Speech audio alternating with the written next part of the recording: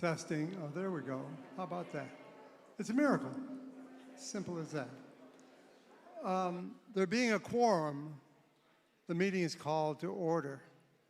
The first item of business will be the clerk will read the return of service.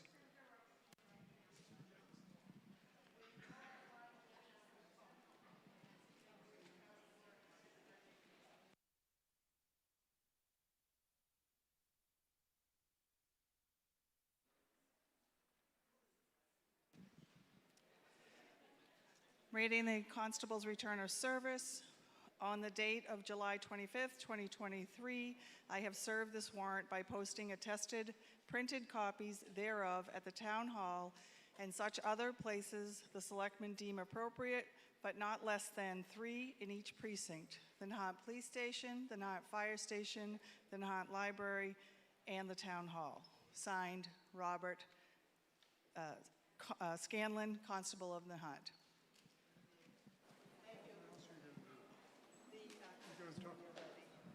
They're ready?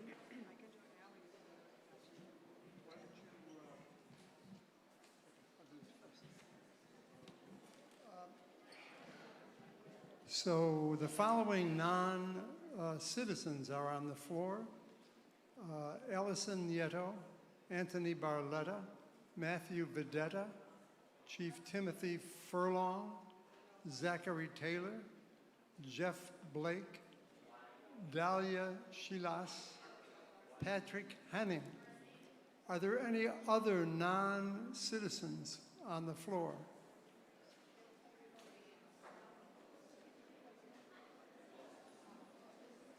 Thank you. Diane, why don't you go ahead and explain the working of the clickers? Okay, for those of you who have been here at a meeting within the last 3 years, we're using the clickers to vote. Unfortunately, Jessica could not be with us tonight, so fortunately we have Patrick Hang.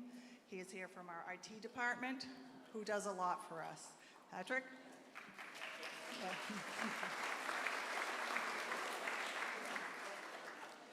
Okay, just a refresher on how the clickers work.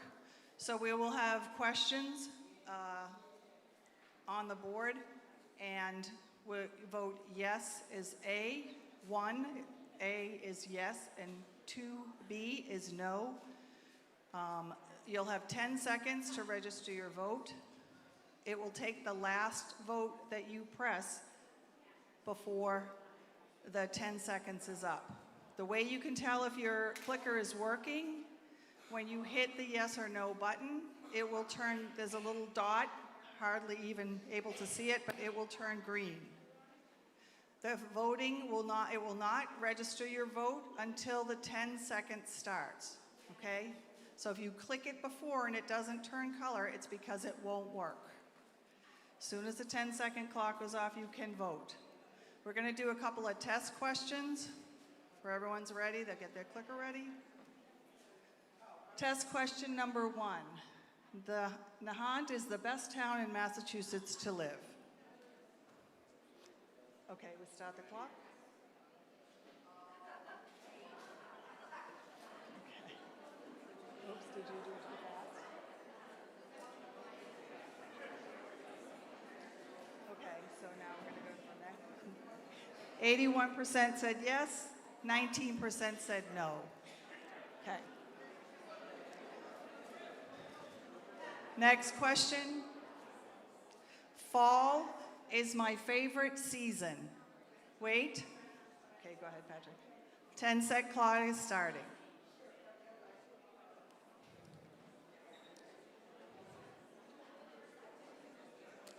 Okay, time is up. 46% said yes, and 54% said no. Can you show the numbers? Switch it. So that's 100 people said yes, 100 people said no, and 86 people said yes. So we are going to show it in both numbers and percentage, because this is a borrowing article, and we have to pass by 2/3. Okay? Does anyone have any questions before on how to use the clickers before we start? Okay. We have a really big crowd here today, as you can see. So if you keep your talking to each other to a minimum or not at all, we would appreciate it. Thank you.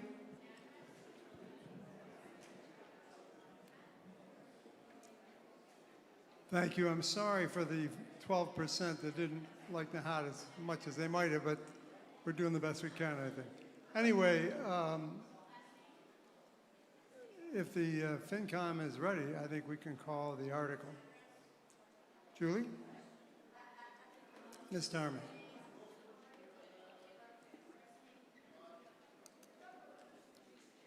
Could we have silence in the hall, please?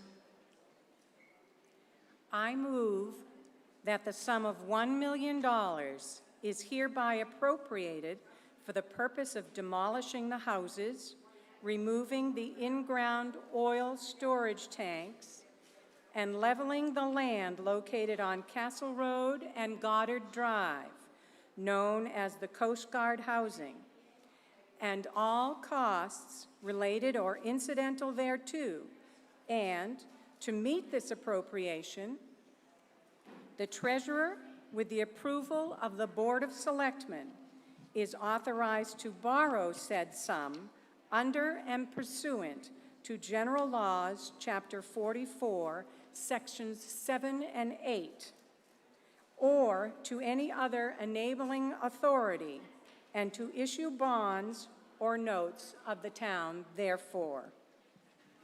Seconded by Ms. Doherty. Mr. McMacken. Thank you, Julie.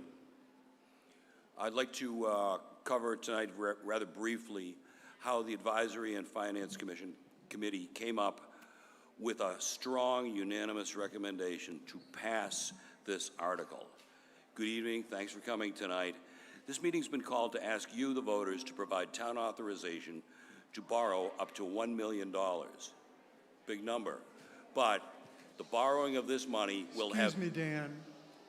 Ladies and gentlemen in the back of the hall, we can't hear because there's too much noise going on back there. So please keep it down to a dull roar if you can. Thanks, Dan. Please go ahead. The $1 million borrowing, combined with the previously authorized $300,000, is going to be enough to cover the costs to demo those houses and to remediate the oil tanks. It is absolutely essential that this occur, and I'm going to explain why. There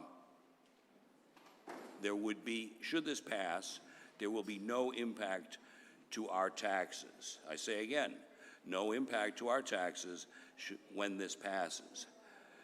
The $1 million borrowing, combined with the previously authorized $300,000, should be enough to cover all the costs associated with demolishing and remediating all 12 lots of the Coast Guard housing property on Castle Road, Gardner Road, and Goddard Drive. When we opened the bids for the demolition and remediation of the project of the current 9 vacant properties, we were really surprised. The original budget came in actually years ago, prior to COVID, prior to a bunch of things. We've all seen a lot of things going on that have driven up construction costs, especially things like leaky oil tank remediation. So this isn't something we have any choice on. Also, this $1 million doesn't disappear to somewhere else. It gets competitively bid. The winner, the qualified bidder, will execute the project, and the money that is unused goes back to the town. So it isn't as though we're just providing $1 million that will be used for something else. It goes back to the town, and it gets appropriately accounted for. So after double-checking the results with consultants, engineers, the Board of Selectmen, the Advisory and Finance Committee, our finance director, we met to discuss what the next step should be. Of all the options, and believe me, we considered every option. Of all the options to consider, we determined that the option that in front of you tonight was the best choice for Nahant. This is the low-cost alternative. While the cost of this project has increased significantly, the results is less profit for the town. All other considerable options resulted in greater costs and greater risks to the town. The town owes $1.8 million, which must be paid 11 January in 2025 for the original loan that purchased this property about 19 years ago. Due to the underground storage tanks and the hazardous building materials, Chapter 21E forces us to remediate the property prior to selling the land. Otherwise, the town could be liable for future issues. Also, the land would be unsaleable because no one can get a mortgage without a 21E. Otherwise, the town could be liable for future issues. The sale prices of the property could be significantly negatively impacted. We'd have to give it away. And/or the future owner could have issues and come back to us. In any event, they're not going to be able to get mortgages without the 21E, so it's a moot point. We expect that the revenue from selling just 6 of these lots will be enough to pay the $1.8 million, which is due in January 2025. The sale of the entire property should cover the cost of this borrowing and the borrowing of the $1 million borrowing and retire the existing debt. This borrowing will not increase our taxes.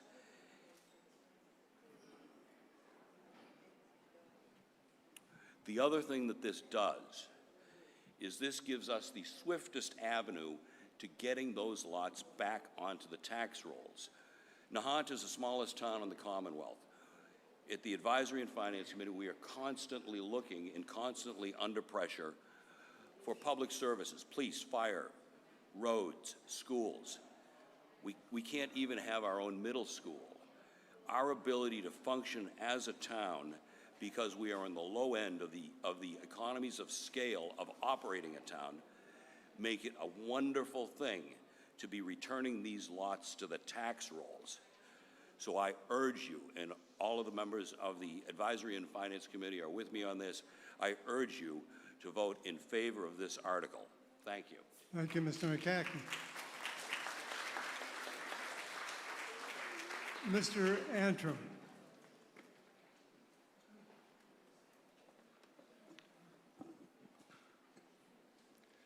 Good evening, everyone. Thanks for coming out here tonight. I'm sure we'll hear a lot of interesting thoughts and questions tonight. I'm not speaking to try to convince anyone to vote one way or another, but rather I wanted to make a few brief points that I hope you'll keep in mind when you listen to other speakers tonight. First of all, there's only one reason we're here tonight, and that is because the bids for the removal and the proper disposal of the hazardous waste and demolition of the houses came in much higher than expected. Nobody's happy about that, but that's where we are. And we can debate the why the bid increased or why the initial estimate was an underestimate, but that doesn't change the bids. Also, the bid in hand is for 9 houses for $669,000, which works out to $74,333 each. That does not mean the price is $74,333, no matter how many houses the vendor comes for, how many times they have to come back. If you imagine that's the case, it's just imagination. We are here to vote on whether or not to fully fund the higher than expected bid with contingencies for uncertainties. That's it. There's only one plan for the Coast Guard property that has been approved by town meeting vote. That plan does not change, regardless of how the vote turns out today. The town meeting vote for that plan was not unanimous. Very few votes are. You may not like the plan, I may not like the plan, but we live in a democracy, and that's how decisions are made. To be clear, again, a no vote does not change that plan. If you want a different plan, go see town clerk, and she'll tell you what you have to do to get a warrant on the next town meeting article. But unless and until a different plan is approved at town meeting, this is the plan. If town meeting passes a different plan in the future, that will become the plan. But this is the only plan, and it doesn't change regardless of a yes or no vote tonight. So, moving on to practical considerations. The $1.8 million loan on the bond on the property is coming due January 2025. It's in all our best interests to pay that loan in full on or before that date. That's an understatement, that it's in our best interest. We need to pay that bond off. And regardless of what the plan is for the property, the hazardous waste must be removed and properly disposed of. So those two things need to happen no matter what. If the vote tonight does not pass, a different approach that takes longer, is in all likelihood more expensive, and potentially risks having the $1.8 million bond money not available when it's needed, will be pursued, because the plan hasn't changed, just the approach to get there. So to recap, we're not voting on whether you like the plan for the Coast Guard properties. We are not voting on why the bids came up higher than expected. We are voting on whether this town meeting agrees that this is the most prudent approach to execute the town meeting approved plan for the Coast Guard properties. So please keep these things in mind as we proceed, and thank you for your time. Thank you, Mr. Anton. Mr. Cullinan, before you go, Mark, folks in the back, there are some seats over here on the left-hand side, and there are also some seats in the peanut gallery up above. And I think that if you've gotten a clicker, it will probably work from there. No? Can't be outside there?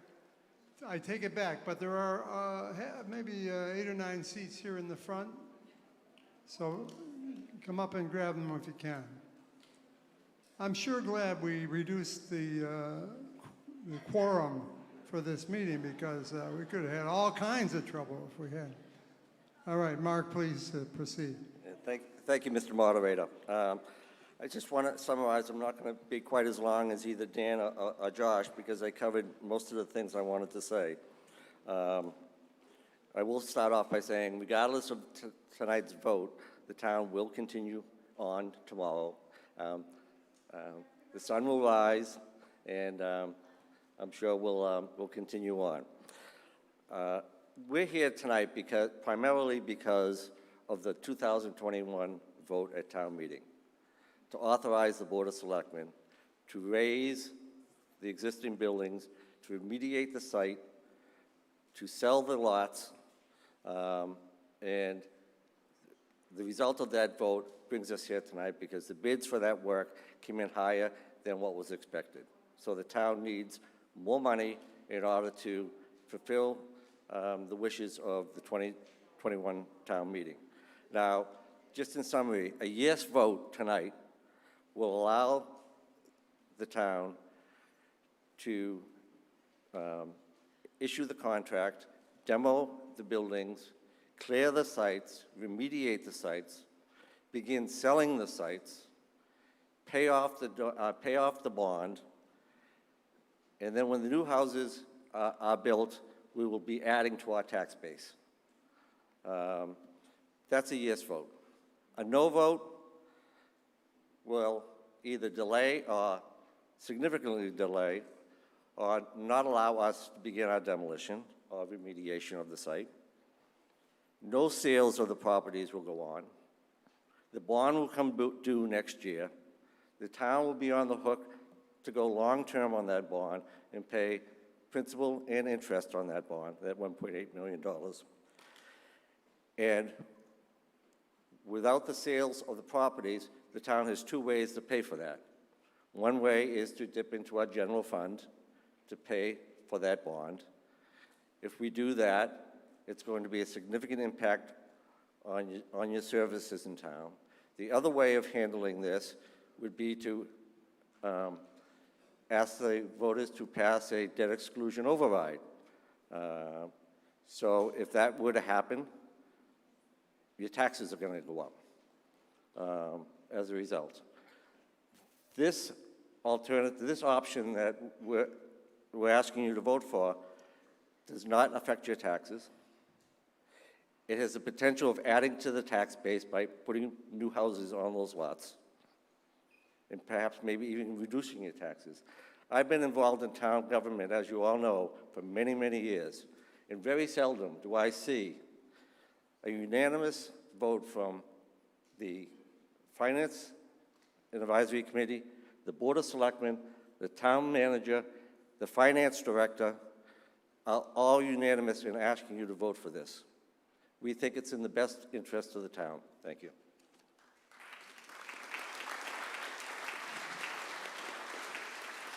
Thank you, Mr. Cohen. Further discussion on the motion? Mr. Barber. I guess I'll open up the speaking. I expected to see a long line. One thing I do want to say about this $1 million loan is it's an equity loan. Everybody's concerned about, oh, we're going to take out $1 million. No, it's an equity loan. We're going to take out what we need when we need it. This project needs to be done in order to move forward with any project on that neighborhood property. Whether you want small houses, open space, veterans housing, elderly housing, we did vote on something in 2021. As I think Mr. Antrim said, you can go to the town clerk and we can put a warrant article to change that. But any project that's going to happen on that property, we need to take those houses down and we need to remediate the oil tanks. For those who believe that we should sell the houses as they are, I will tell you that those houses are a detriment to the property. I say that because they're 1950s construction. They were built 2x3 instead of 2x4, and now exterior walls are even larger than that. When we did our assessment on the committee in 2017, 2018, there was an estimate of approximately $35,000 per house that needed to be done. And that was a conservative number. As we found out in opening our bids, that tripled. So you're looking at roughly $105,000 in immediate work that needs to be done. The roofs are in bad shape, the heating systems are in bad shape, the electrical systems are in bad shape, and we don't know about the plumbing, but maybe the plumbing needs to be done as well. In order to do any of that work, you need to bring it up to National Energy Code. And because it's 2x3 construction, the exterior walls are not thick enough, which means you got to rebuild the exterior walls. So if you're rebuilding the exterior walls, the roof, the heating system, the electricity, and the plumbing, these properties are now a detriment to the property that they sit on. So the idea of selling these properties as is, we already know they have oil tanks in the ground and there's some other building materials that are problematic, asbestos or whatever. We need to tear these houses down and start with a fresh slate. So a vote no on this article is going to extend the inevitable in removing the tanks in the houses, and eventually it's going to cost taxpayers more money, a lot more money. That $1.8 million that's due on January 11th, 2025 will be divided amongst us if Mark, his plan for a debt override happens. So regardless of what you want for that property, the right answer is a yes vote. So I strongly urge you to vote yes tonight. Thank you. Thank you. Yes, sir. Jessley Taylor, 30 Flash Road. Wondering if, FinCom, if you've talked about alternatives to this $1 million, whether we sell 1, 3, 5, 7, 9, and then use the rest to, if you talked about it. 2 questions I have. So as I think many of you have probably had work done in your own homes, if all of a sudden the contractor was ripping open a wall and found some rotted beams and said, hey, we gotta, we have to do $3,000 more worth of work. If you send that contractor away and you tell him to come back in a couple of weeks or whatever, it's gonna cost you more money. Every time we send somebody away, it's gonna cost more money. The other thing is, because of the 2021 article that we voted on, in the article we stated that the receipts from the sale of this property must pay down the loan first. So if you sell one property, all of that money goes to pay the loan. We have no additional funds to tear down the next house and do the same. They cover it, Tony? Mr. Barletta? Yes, excuse me, yes, we considered that alternative, and it's actually, it's not a bad idea, but as Peter said, there's two reasons why we couldn't do it, and two reasons why we shouldn't do it that way. It would cost more money. It would also probably take more time and put us at risk of making enough money by January 2025. Reasons we can't do it is because the motion of 2021 said what Peter just mentioned, but also, even if that wasn't the motion, Chapter 44, Section 63 requires that we use all proceeds from the sale to pay down that $1.8 million loan first. So if we use the $230,000 that we have left from the original $300 approved in 2021 to demolish one of the lots or two, as soon as we sold that, even if we got, let's say, $300,000 apiece and brought in $600,000, all $600,000 would have to go to the 1.8. We wouldn't have any money to finance the next project. So unfortunately, even though it's a good idea, in theory, it's just not doable. I think that's section 33 of Article 44, but I may be wrong. Further discussion, Mr. Taylor. Thank you. Being involved in this since 2015-ish, as most of you know, I hope, it's really 1.866 million. The town is $66,000 is a lot of money for this town. My second question and last, who is going to get involved in selling these plots of land? So when a town surpluses town-owned land, it has to go through Chapter 30B procurement process. We would likely be hiring a firm, could be KP Law, could be another procurement firm that would run that process for the town. So it's a bid-type process, closed bid-type process, that the property would go up for sale, and people would submit bids, closed bids by a certain date, and it would be sold to the highest bidder. Thank you. Thank you. Further discussion? Yes, ma'am. Mary Magner, 27 Breezy Hill. If you point that microphone right at you, Mary, it'll be good. But I was going to sing a song. Would you? But I have maybe one question, but it's kind of part A and part B. I know some communities, okay, some communities, Take it off the stand and hold it in your hand. and here comes the song. There you go. Some communities were left with additional ARPA money. And I know part of the increased costs were caused really by COVID, all that. I don't know the situation in Nahant, but is there leftover funds that could be applied to reducing this? And the second part is, obviously the federal government looks at contamination, soil contamination, brownfields. I'm not saying this is any of the above, but have you looked at possible ways of offsetting some of the costs from federal funds?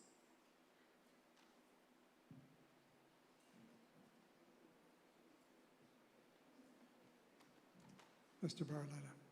So we did receive ARPA funds, like many other communities. It's essentially a formula based on the size of your community. So for the town of Nahant, we received about $1.3 million.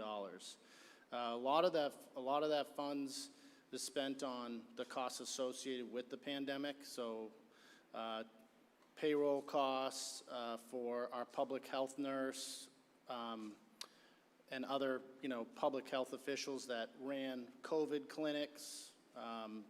They paid for materials like tests, gloves, things of that nature, masks that we handed out. There's about $80,000 left of that. The town previously approved funding as well to spend about 300 of it towards the new fire truck back in, I think, 2021 as well. So there's only about $80,000 left in the ARPA funds. That has to be spent by the end of 2024. Further discussion? I think your second question was looking in, if you could repeat it, just to, The second part of the question was, there's federal funds available to look at remediation efforts. right. So I know the Coast Guard Advisory, Design and Advisory Committee did reach out. We actually went through town council to go back at the U.S. government to request them to clean up the funding. The issue became that we've used those tanks over the years. If we had just taken over the property and never used the tanks, the federal government would have had to come in and clean them up. Unfortunately, we're stuck with it. Thank you. Yes, ma'am. B. Rogers, 44 Pearl Road. So I guess because the article read was not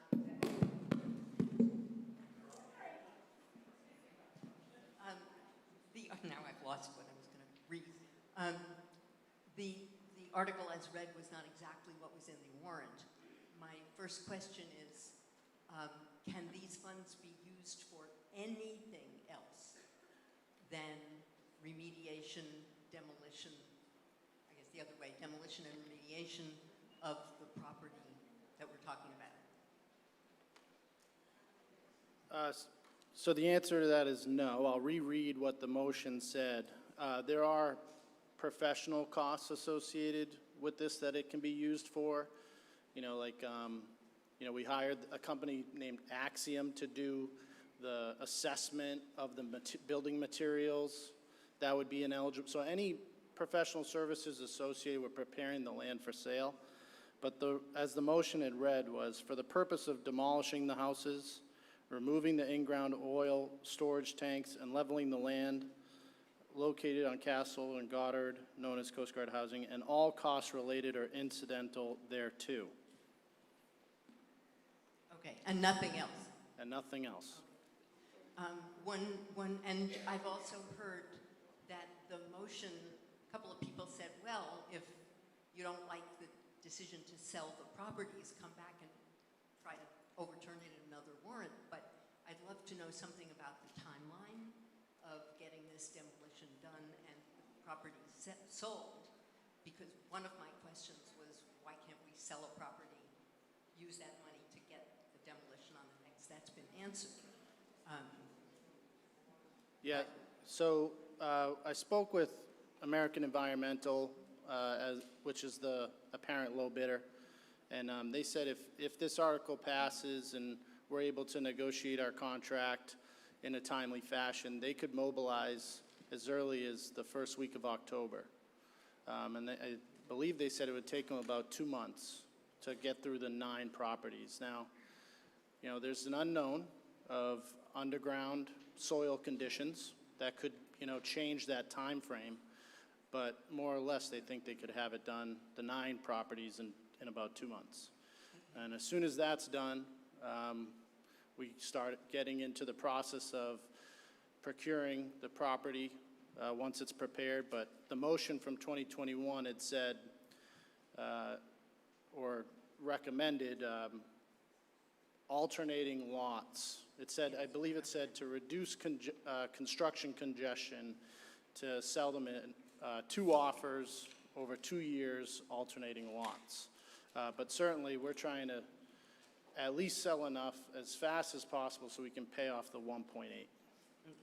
And just my last question, I do not spend lots of time on Facebook, but somebody sent me, I was going to read it, but all that melee, I lost it. But I did, somebody forwarded me an email from, I guess, Jim Walsh, I guess it's not a secret, that said the vote in 2021 enabled but did not require the sale. And in fact, we could use that property for other uses.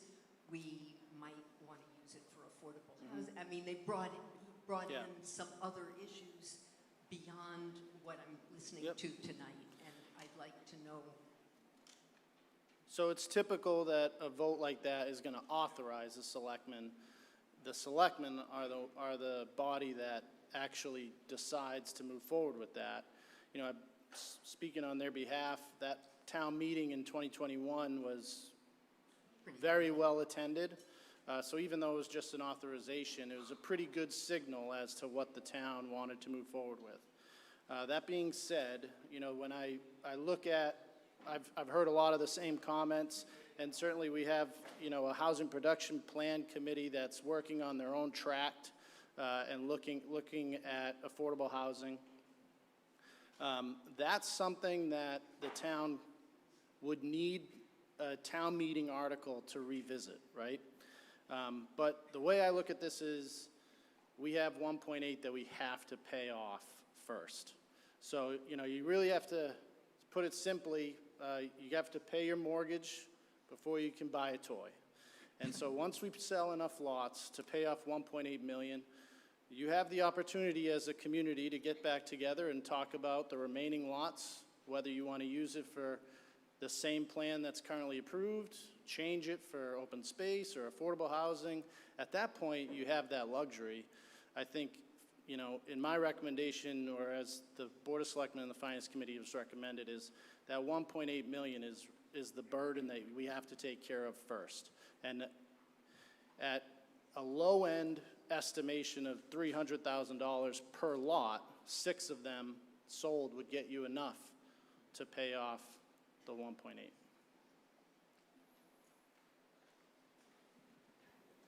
Thank Jennifer you. McCarthy, 19 Range Road. I'd like to ask that we call the question, please.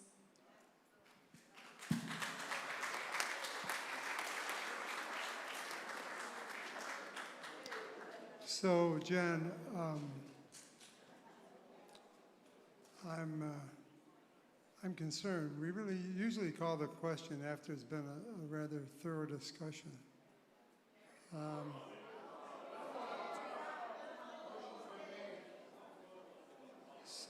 But we've heard quite a bit of it, I guess.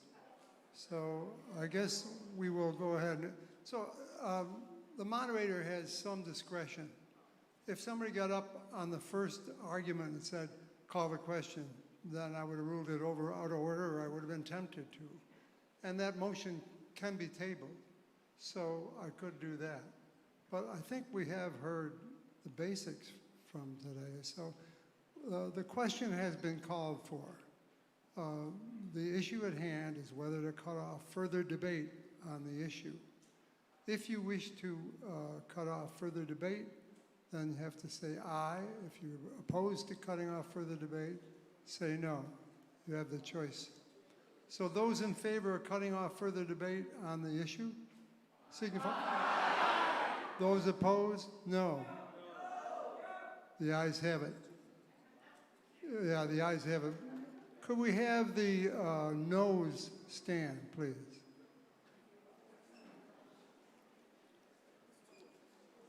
Okay, so this clearly was far more than a 2/3 majority.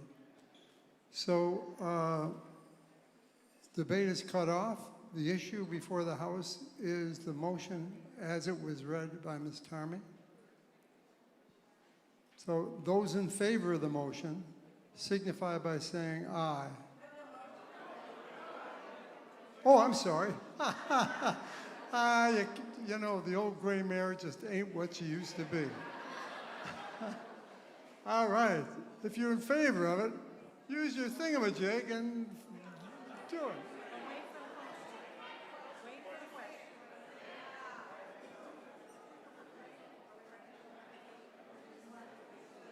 Those in favor say yes. Those opposed, no.